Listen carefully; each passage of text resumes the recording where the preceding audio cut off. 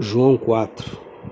O Evangelho de João é um evangelho que tem me surpreendido, porque é um evangelho que, ao meu ver, foi o evangelista João que mais entendeu sobre Jesus, sobre a vida, sobre detalhes do pensamento de Jesus.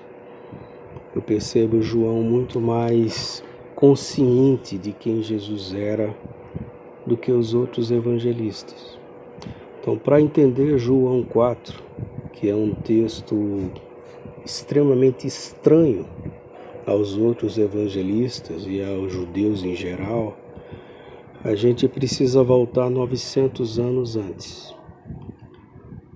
Houve uma cisão, um racha no reino de Israel, na época do reinado de Roboão. Roboão era filho de Salomão. O reino de Israel foi dividido entre reino do norte e reino do sul. O reino do sul, reino de Judá, é onde ficava Jerusalém. O reino do norte, reino de Israel, é onde ficava a cidade de Samaria e a cidade de Siquém.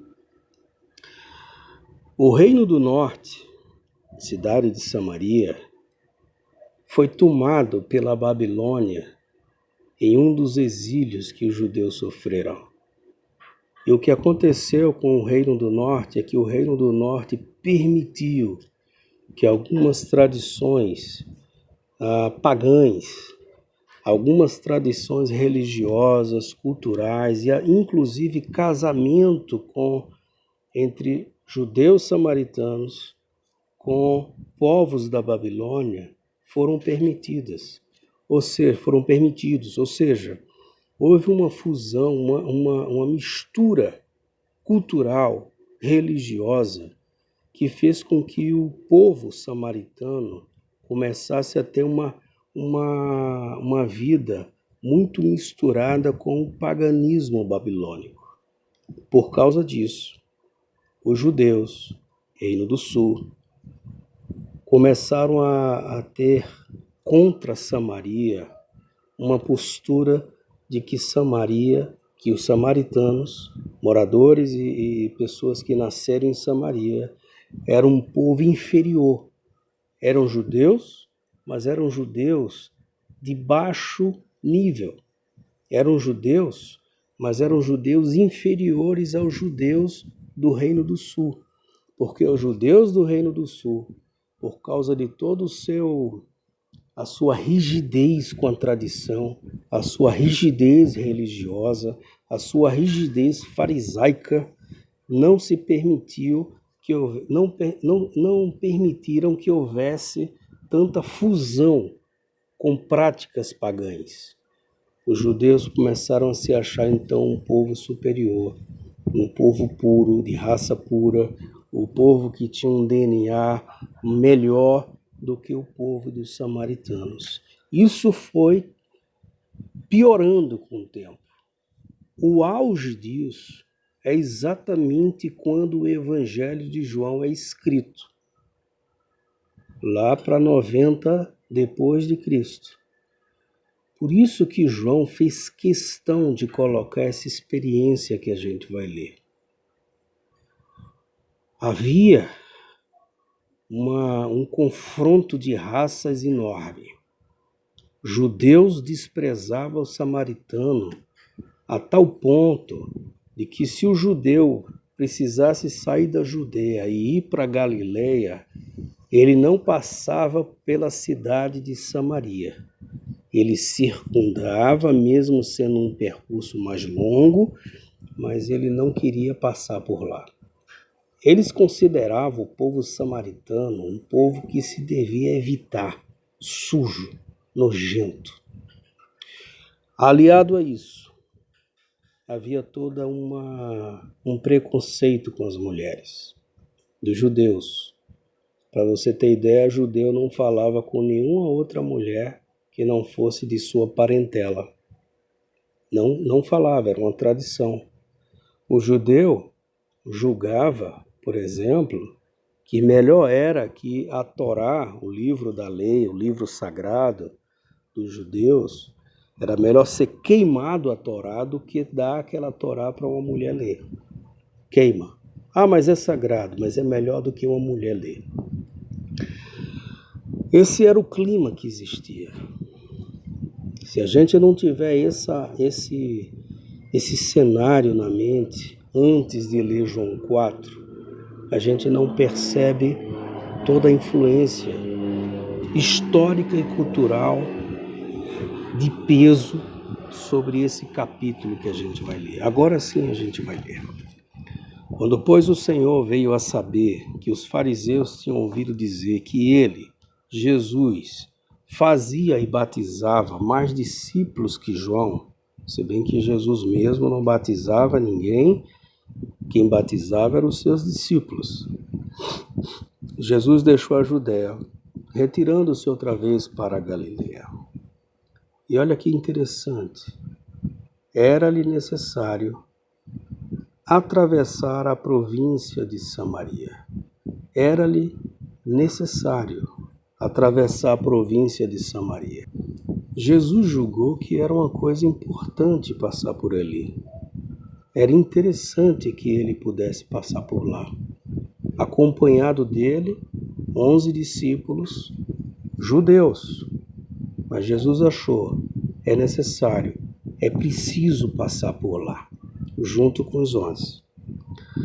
Isso já é uma coisa muito interessante. Chegou, pois, a uma cidade samaritana chamada Sicar, que julgam ser Siquém também, perto das terras que Jacó dera a seu filho José.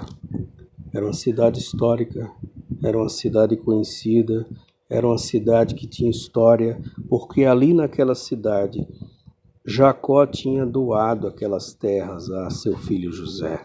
E ali tinha uma fonte construída por Jacó, segundo eles criam, e poderia ser mesmo.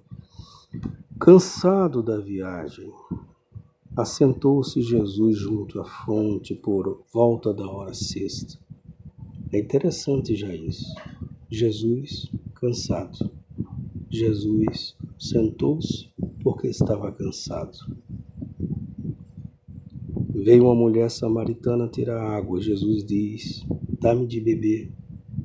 Jesus cansado e Jesus com sede. Jesus com necessidades de descanso e com sede. Pois seus discípulos tinham ido à cidade comprar alimentos. Jesus cansado, Jesus com sede e Jesus com fome. 3 necessidades. Às vezes a gente tem tanta dificuldade de falar das nossas necessidades, de falar do que a gente precisa, do que nos faz sofrer, do que nos faz padecer, da necessidade de descansar, de que estamos cansados. Pastores são sempre assim, gente que não cansa, gente que não tem necessidade. Tem sim, gente. Jesus cansou, sentou-se. Estava com sede, pediu água. E os discípulos foram comprar comida.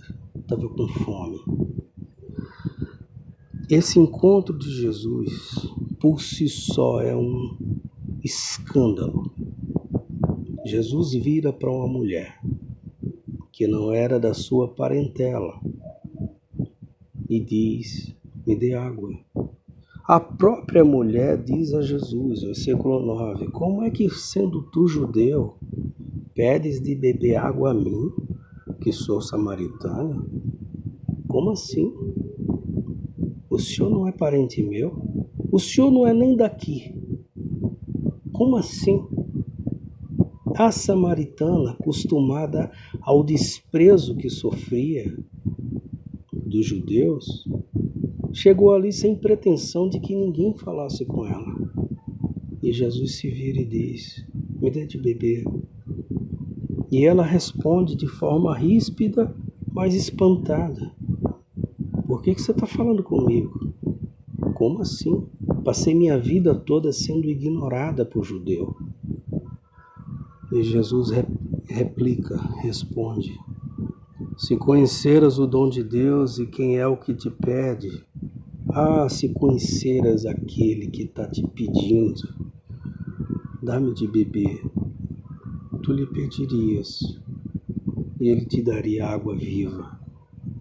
E ela respondeu: Senhor, tu não tem nem o que tirar água, o poço é fundo, o senhor já está me pedindo água, como é que vai dizer que vai me dar água? Onde, pois, tens água viva?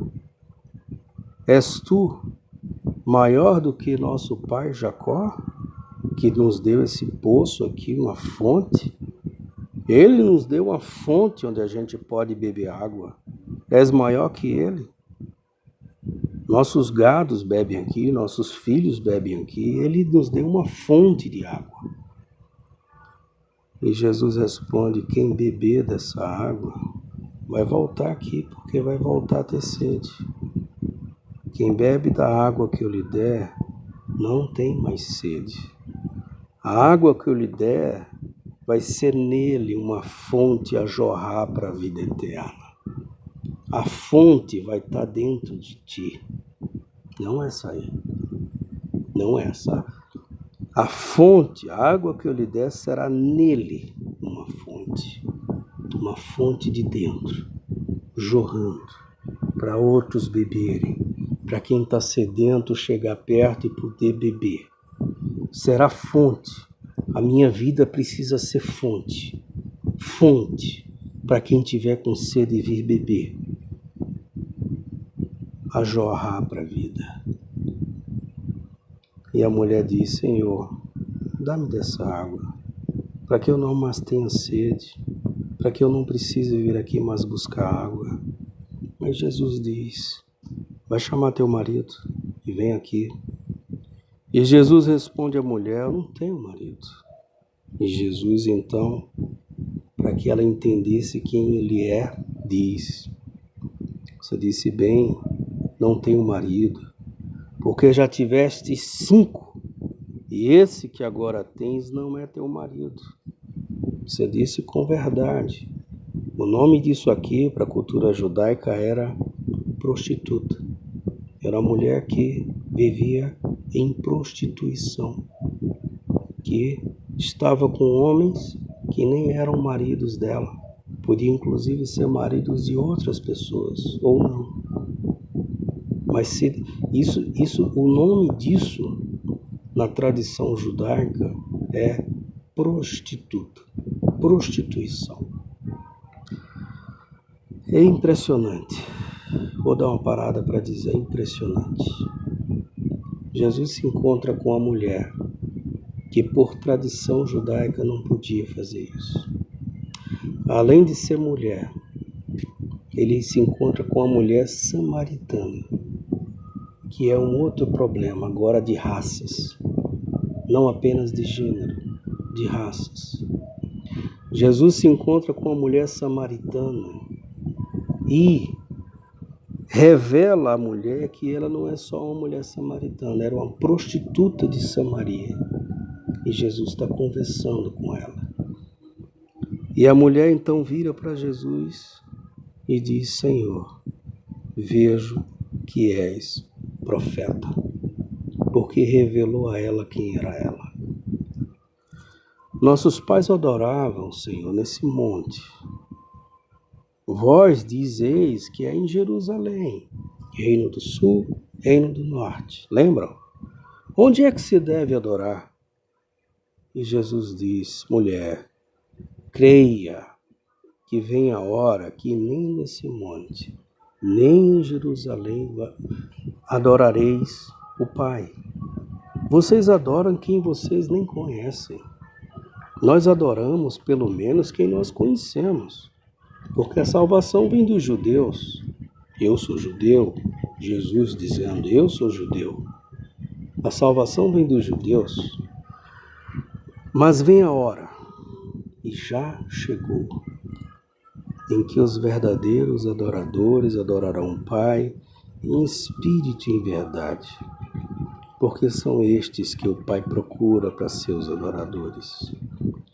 Deus é espírito, importa que os seus adoradores o adorem em espírito e em verdade. Nem no reino do sul, nem no Reino do Norte, não importa se é em Gerizim, lá no Monte de Samaritanos, se é no Moriá, lá no Monte de Jerusalém, não interessa. Importa é que os adoradores o adorem em espírito e em verdade. Não é num templo, não é numa catedral, não é na rua, não é um lugar que importa. O que importa é aqui, é se é em espírito, se é uma adoração que vem de dentro, e se é em verdade, sincera, mesmo sendo incompleta, imperfeita, mas é sincera. Eu sei, mulher, eu sei, respondeu a mulher, que há de vir o Messias chamado Cristo. Que coisa, né? Uma prostituta samaritana dizendo: eu sei que haverá de vir o Messias, o que chamam de Cristo. Quando ele vier, ele nos anunciará todas as coisas. Ele vai nos ensinar tudo isso. E Jesus se revela a ela dizendo: eu o sou. Eu que falo contigo. Os samaritanos tinham uma esperança de que o Messias viria como alguém parecido com Moisés. E, aliás, eles criam que Moisés, por não ter morrido, na tradição bíblica e judaica, Moisés foi conhecer Deus, teve contato com Deus, e Moisés retornaria para contar a eles quem era Deus. Eles criam que Moisés tinha ido para voltar.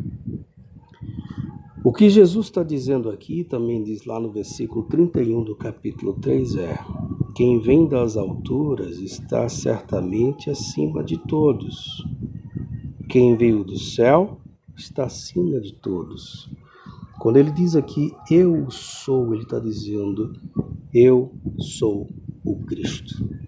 Vocês esperavam alguém como Moisés? Eu sou o Cristo. Eu sou.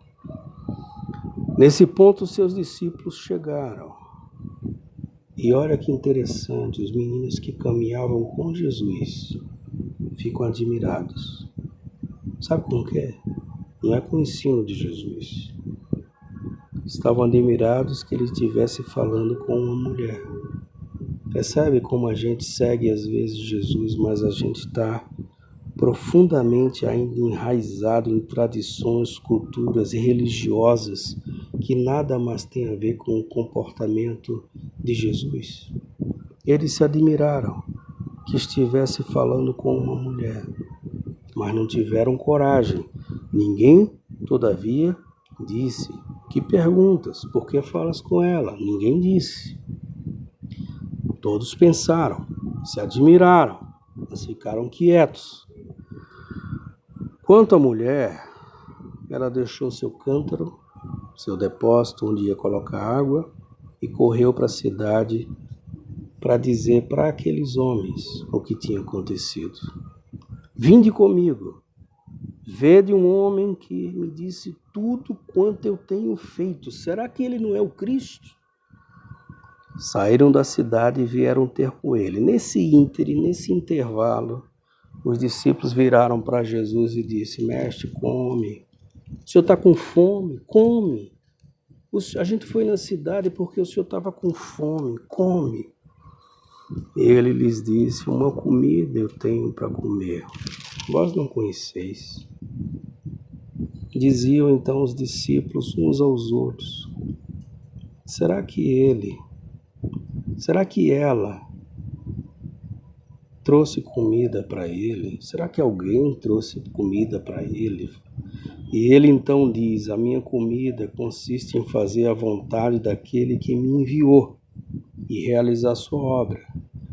E ele conta uma parábola para eles: não dizeis vós que há 4 meses até a ceifa? Eu, porém, vos digo: erguei os olhos, vede os campos, já branquejam para a ceifa.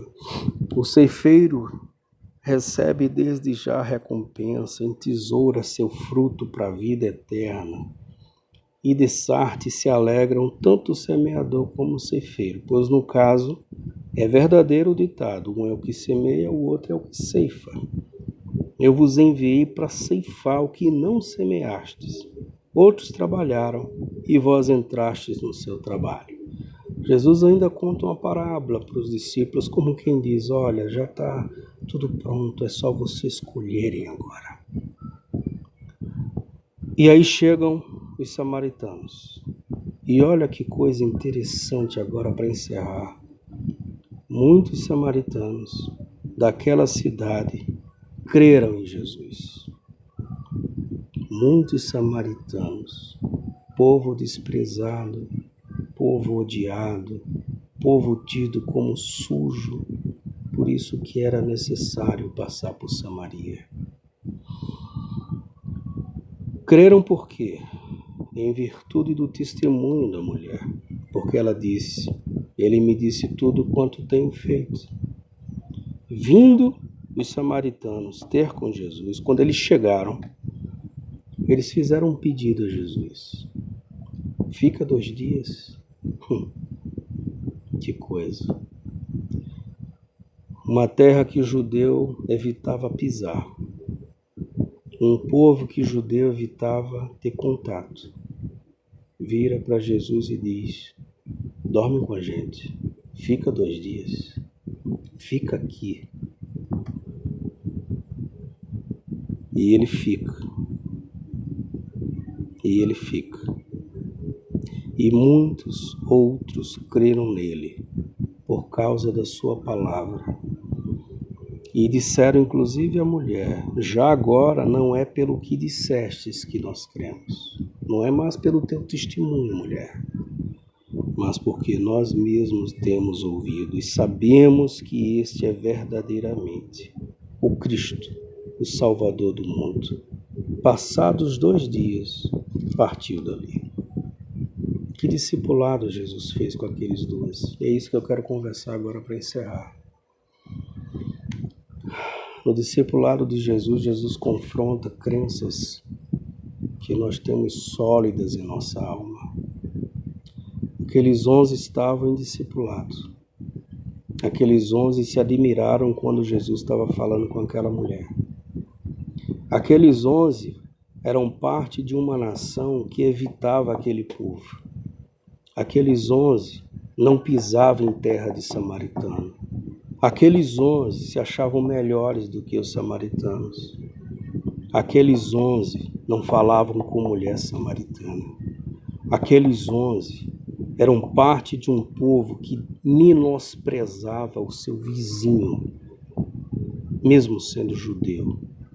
Aquele povo, aqueles 11, eram parte de um povo que se achava santo, acima dos samaritanos. Os samaritanos eram ímpios, pagãos. Nós não nos misturamos com eles. Aqueles 11 dormiram naquela terra. Aqueles 11 foram dormir com Jesus naquele lugar. Aqueles 11 aprenderam com Jesus naquele dia que samaritano também é povo amado de Deus. É necessário passar por Samaria. Nem Mateus relata isso, nem Marcos relata isso, nem Lucas relata isso. Só João. Só João. Aquele povo samaritano era um povo que sequer tinha merecimento em ser citado à visita de Jesus. Quem são os samaritanos hoje? Quem são as mulheres samaritanas? Quem são as pessoas que a gente julga menor? Quem são as pessoas que a gente evita? Quem são as pessoas que a gente julga que nós temos problemas maiores do que as outras? Nós julgamos que nós somos mais sinceros. que nós somos mais espirituais, que nós temos um coração diferenciado, que nós temos sensibilidade acima, que nós não nos misturamos, que nós desprezamos, que nós não conseguimos estar juntos. Jesus simplesmente diz: tá bom, eu durmo com vocês, fica com a gente, eu fico. E ele ficou 2 dias porque foi a proposta dos samaritanos: fica com a gente 2 dias, eu fico. Talvez teria ficado mais se a proposta fosse mais. O que é que isso nos fala, gente?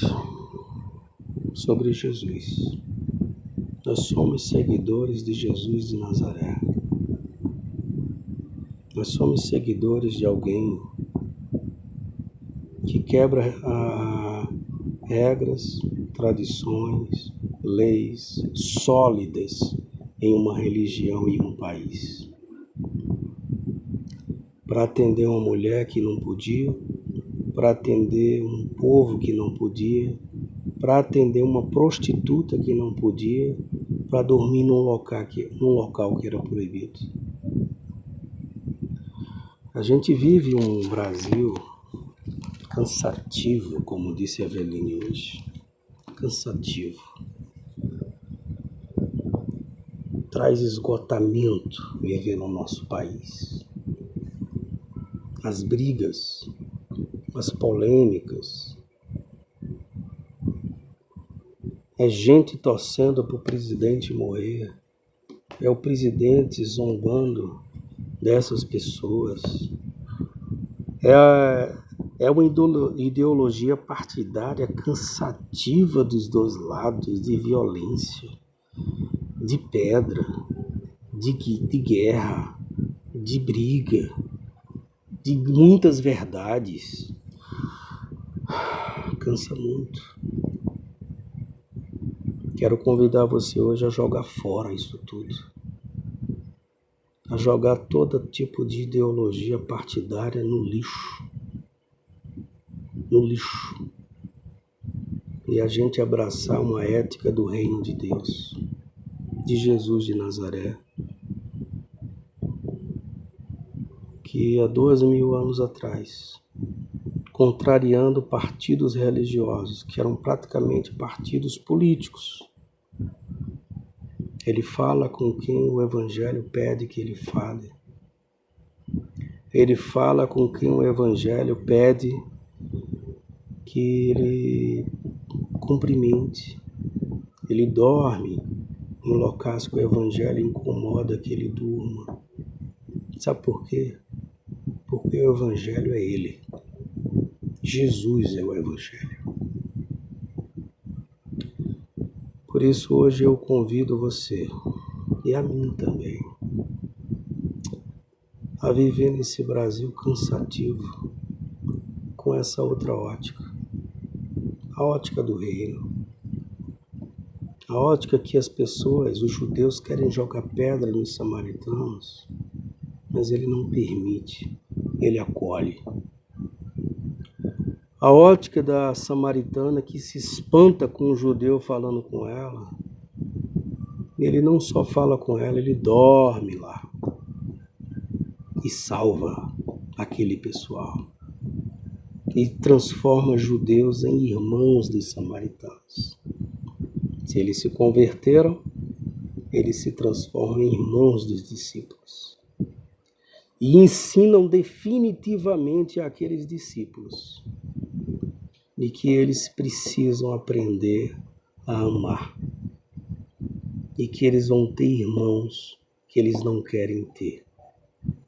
Eles vão aprender a ser irmãos de pessoas e de povos e de gênero e de que for, de que eles morrem de medo de ser. Se eles querem ser do Evangelho, se eles querem ser discípulos de Jesus, eles precisam contrariar tradições, cultura, verdades sólidas e religiosas que eles têm na mente, para que eles sigam o Evangelho. E Jesus é o Evangelho. Esse é meu convite hoje. Era isso que eu queria conversar hoje com você, Igreja Sinal do Reino. Deus abençoe.